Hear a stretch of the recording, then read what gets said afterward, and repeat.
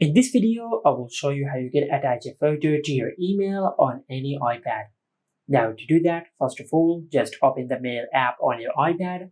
And after that, in this section, just select the email account from which you want to compose your email. After that, just tap on the Compose button over here.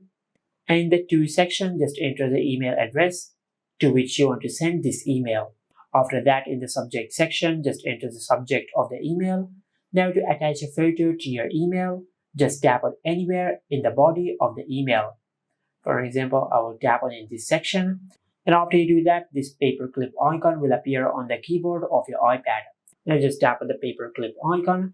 Now to attach a photo to your email, you can either select take a photo or video, and you can capture a photo and you can attach it to your email, or you can select photo library.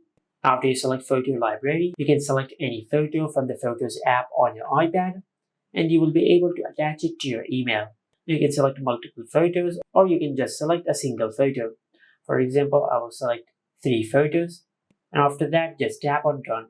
And as you can see, we have successfully attached 3 photos to the email. Now once you're done writing your email, then just tap on send and select send.